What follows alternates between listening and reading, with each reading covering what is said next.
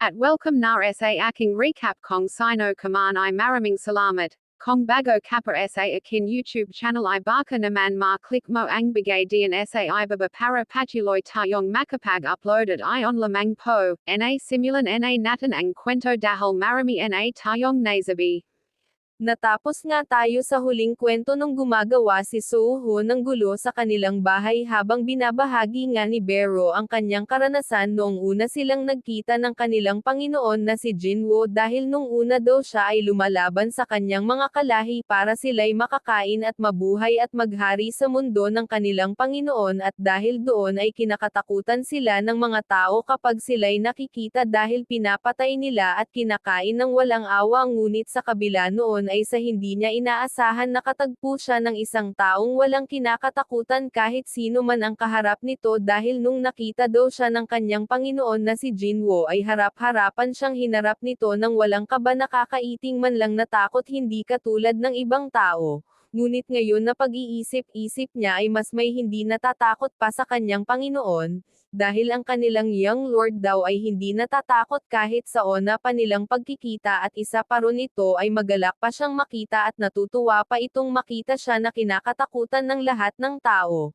Ngunit ang bata daw na si Soo-ho ay naglalaway pang makita siya na't Ayla gusto siyang yakapin nito na dumistansya nga siya para hindi siya mahawakan ni Soo-ho. Habang sinasabi nga ni Soo-ho na ang ibig sabihin ay aunt dahil hindi pa lubusan masabi ng matuwid ni Soo-ho ang aunt, nang tangka na sana nga siyang hawakan ni Soo-ho ay agad nga siyang lumipad at lumayo rito. Ngunit patuloy nga si Soo-ho na makulat kay Bero para yakapin ito na si Bero nga ay napasabi na kung bakit pa daw siyang gustong mahawakan ng kanyang young lord dahil isa siyang nakakatakot na halimaw. Dumating nga si Igris at sinabi sa kanya na hindi posible na kagalitin kanya at katakutan siya. At wika niya na may langgam na mas malaki pa sa tao na naglalakad nakakalipad pa at nakakapagsalita anong bata daw ang magagalit doon at katakutan siya.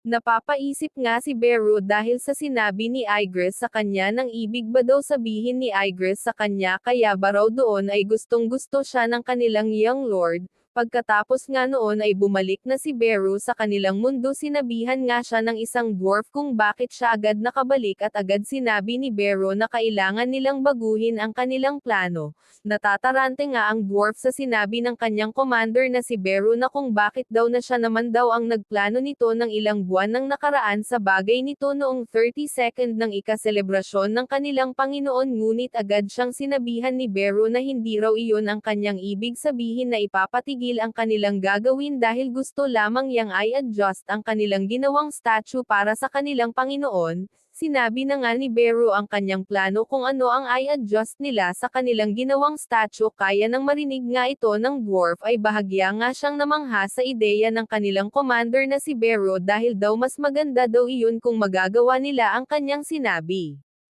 Ngunit wika ng dwarf sa kanyang commander na kailangan daw nilang ng mas maraming tao kumpara sa ngayon upang makapag-mobilize sa mga demon na lumikha ng estatwa ng demonyo habang may naiisip na nga ang dwarf na isasama niya para tumulong sa paggawa ng statue na agad naman siyang sinang-ayunan ni Bero na sige daw at babalik siya pagkatapos ayusin ang ilang bagay. At sa bahay nga nila ni Jinwoo, na may bisita nga silang pumunta sa kanilang bahay nang wala sa oras habang sinasabi na sa kanya ng isa niyang kasama na hangnim kung talagang gagawin ba nila ito sinasabihan nga siya ng kanyang hangnim niya na ang kapal naman daw ng kanyang mukha nitong batang ito at kung natatakot ba siya gawin ang kanilang balak na agad naman siyang sinabihan ng kanyang kasama na hindi raw siya natatakot. Wika ng leader nila na dahil daw kay Sang Jinwoo nagkasira-sira ang kanilang gang kaya kung sila ay naging biktima ng maraming atake hindi ba't tama lang daw na bumawi sila kahit isang beses man lang na sinasang-ayunan nga siya ng kanyang mga kasama. At dagdag pa niya habang lumabas na sila sa kanilang sasakyan nang mamatay daw ang kanilang kasama na si Kang Do dahil nahuli siyang magnakaw sa bahay ng detective habang ang kanyang asawa at anak ay nasa bahay at kung naiintindihan ba daw iyon ng kasama niya na sumasang-ayon nga lamang ang kanyang kasama. Napapaisip nga sila nang makita nila ang bahay ni Jinwoo na ang bahay raw ni Jinwoo ay walang mga Stevie man lang at kung ano pang mechanism para may security man lang sa kanilang bahay pagdagdag pa pa nga niya na kung bakit daw ang mga katulad nilang mag-anakaw ay walang nagbalak na magnakaw rito na wala mang kabantay-bantay ang tahanang ito. Sabi pa nga ng kanyang kasama, huwag lang silang matakot basta't huwag silang magkamali sa kanilang gagawin. Pumasok na nga sila sa bakuran ng kanilang papasuking bahay ni Jinwoo. Nang mapansin nga niya na parang may kulang silang kasama at tinatanong nga niya sa kanyang kasama kung nasaan na daw ang dalawang kasama nila, na ang kanyang kasama ay hindi niya alam kung nasaan na ang dalawang iyon. Napamura nga siya kung nasaan na ang dalawang iyon na hindi nila napansin na may kasama na silang kasama. Napasabi nga siya na ang dalawang iyon daw ay tumakbo na siguro dahil natatakot sa kanilang gagawing ito, ngunit sa kanyang pagsasalita ay may atake ng patungo na sa kanya. Kinabahan na nga siya nang mapansin niya na ang napakalaking kamay sa kanyang mukha dahil hindi niya naintindihan kung anong bagay ito. Ngunit ang hindi nila alam, ang security nagbabantay pala sa bahay nila ni Jinwoo ay kakaiba habang pinatatahimik siya ni Bero. Dahil daw ang kanyang young lord daw ay natutulog na sa gabing ito, baka daw iyon magising kapag inistorbo nila, habang ang kanyang kasama ay bagsak na nawala ng buhay habang siya ay sinunod na ni Bero na tinatakpan nga ang kanyang bibig para hindi siya'y makahinga at hindi na rin siya makapagsigaw, at mangabala pa ng iba, na ang lalaki nga ay malapit na siyang maubusan ng hininga dahil sa ginagawa ni Bero sa kanya. Pagkatapos nga noon magawa ang trabahong iyon ni Bero na lumipat na nga tayo sa kanilang mundong tinatirhan na The World of Repose, habang patuloy silang gumagawa ng kanilang trabaho para matapos ang kanilang ginawang statue para sa kanilang Panginoon na kasama ang kanilang Conconpay na Demon Elf. Pagkatapos nga ng mga ilang araw ay natapos na ang kanilang ginawang statue, habang sinasabihan nga si Bero ng dwarf na kung ano daw ang kanyang masasabi dahil ang kanyang tulad niyang sinasabi ay ginawa nila ng walang labis at walang kulang, na si Bero nga ay manghang-mangha sa kanilang ginawa dahil ang kanilang ginawa daw ay napakaganda. Naghiyawan nga sila sa kanilang tagumpay na ginawang statue para sa kanilang Panginoon dahil ang kanilang ginawa ay isinama nila si Suho. Kung isinali rin sana nila si Chohein ay mas maganda ito. Napasabi nga si Bero na siguradong magugustuhan daw ito ng kanilang Panginoon kung makita ito ni Jinwoo na magnificent na ginawa nilang napakagandang statue, at dagdag pa niya kung makita daw ito ng kanilang young lord ay sigurado ding matutuwa iyon,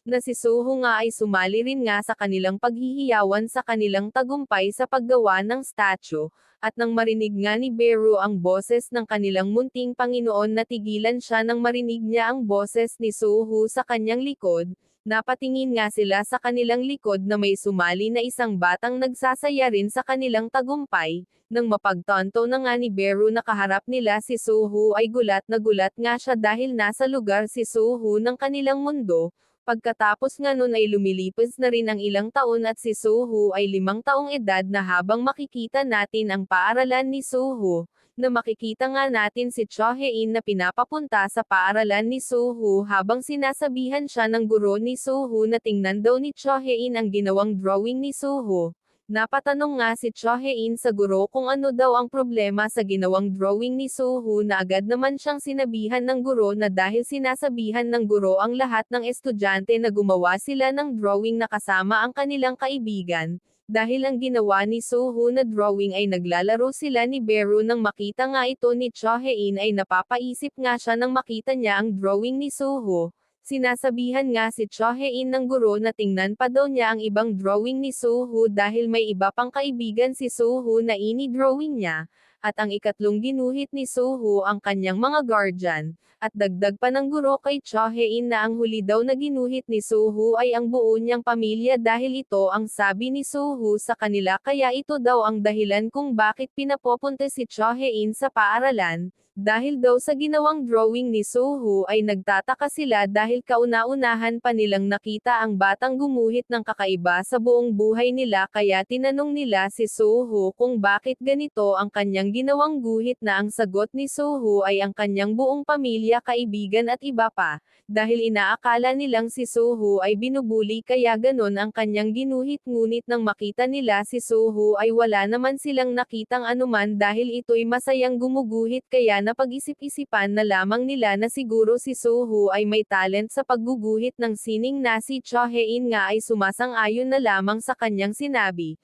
Pagkatapos nga noon ay pumunta na tayo ulit sa police station habang binabati si Jinwoo na congratulations sa kanyang promosyon, at binabati nga si Jinwoo ni Lee Se-han ng congratulations habang sinabihan nga si Jinwoo ng kanyang senior na baka naman daw ay magpainom siya sa kanila dahil siya ay naging chief sang Jinwoo na. Habang papaupo na nga si Jinwoo sa kanyang misa ay sinasabihan siya ni Lee Se-han kung bakit daw ay tinanggap na ni Jinwoo ang promotion niya ng biglaan dahil nung una daw ay tinanggihan pa niya ang kanyang promosyon ng ilang beses kaya sinagot siya ni Jinwoo na wala na daw siyang dahilan para tanggihan ang oportunidad na iyon sa kanyang sinabi nga niya ay manghang-mangha si Lee Se-han sa kanya dahil kakaiba daw ang kanyang hangnim. At dagdag pa niya kaya ba kinuha na ng kanyang hangnim ang promotion dahil sa promotion at pera. Napangiti na nga lamang si Jinwoo nang marinig niya ang sinabi ni Lee Se-han na pera sabi nga niya sa pag-iisip niya na kung sasabihin daw ni Jinwoo kay Lee Se-han ay sigurado hindi ito makapaniwala kung sasabihin niya na noong bata pa daw siya ay mas malaki pa daw ang kanyang pera sa kaysa sa kita ng gobyerno kaya sinabihan na lamang niya si Lee Se-han na may mahalaga lamang siyang bibilhin kaya tinanggap niya na ang promos yung iyon at isa pa huwag niya na itong isipin pa dahil para na daw siyang mayabang nito na si Lee Se-han nga ay wala daw siyang paki kung mayabang na siya dahil ang importante ay naabot niya na ang kanyang hindi pa naabot ng iba. Pagkatapos nga ng mga katuwaan at pag-uusap nila ay umuwi na ang ating bida sa kanilang bahay. Ipinapakita nga ni Cho Hae-in ang ginawang ginuhit ni So-ho na drawing kay Jinwoo nang makita nga ito ng ating bida ay manghang-mangha nga siya sa ginawang drawing ni So-ho dahil ang kanilang anak ay may talento sa sining at sinasabihan nga siya ni Cho Hae-in na mas nakakatuwa daw ang huli. Habang patuloy ngang sinasabi ni Cho Hae-in ang ginawa ni So-ho at sinabi ng guro sa kanya nang mapansin nga niya si Jinwoo ay agad siyang napatanong kung bakit siya napatawa na ang sinabi ni Jinwoo sa kanya ay may naalala daw siya kaya napatawa siya ng bahagya. At dagdag pa ni Cho Hae-in sa ginawang guhit ni So-ho ay natatakot na ang ibang batang kasama ni So-ho. Wika nga ulit ni Cho Hae-in na sa palagay niya ay tuwing lumalapit sila kay So-ho ay nagbabago ang kanilang mga ekspresyon kahit walang nag-aabala sa kanila o sumisigaw na si Jinwoo nga ay napapaisip ito daw ay dahil ang mga pandama ng mga bata ay mas malinis kumpara sa mga matatanda kaya ganun nila nararamdaman ang kapangyarihan ng monarch.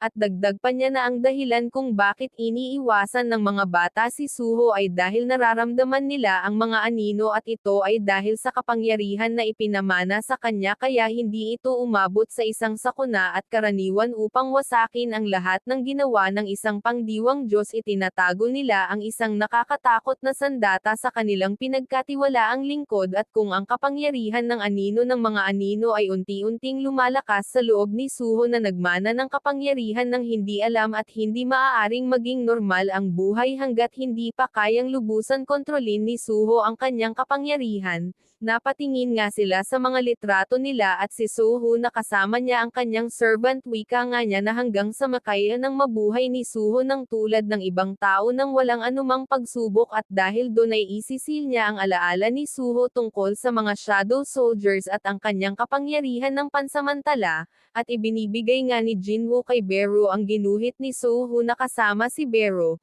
Tiningnan nga ito ni Beru ang ginuhit ni Suho na magkasama sila. Sa isang saglit nga lang ay napaiyak si Beru nang makita niya ang ginuhit ni Suho na magkasama sila at humihingi nga siya ng tulong sa kanyang Panginoon na si Jinwoo na gusto niya daw magpaalam at magpasalamat kay Suho dahil matatagalan muli silang magkita. Sumilip nga si Beru sa kwarto ni Suho. Lumalapit nga siya kay Suho habang bumuhos nga ng husto ang kanyang mga luha habang sinasabi niya na yang Lord na sila daw mga shadow soldier ay gagawin ang lahat para siya ay samahan at protektahan kapalit ang kanilang buhay na si Suho nga habang tulog ay binabanggit niya na Commander Ant. Dagdag pa nga niya na karangalan niya na maglingkod sa munting Panginoon hanggang sa muli tayong magkita at mangyaring maging malakas siya munting Panginoon at mangyaring maging masipag siya sa kanyang pag-aaral at mangyaring maging malusog siya munting Panginoon. Habang sinisimulan na ngang sinisil ni Jinwoo ang natutulog na kapangyarihan ni Suho at mga alaala ni Suho na kasama niya ang lahat ng soldier,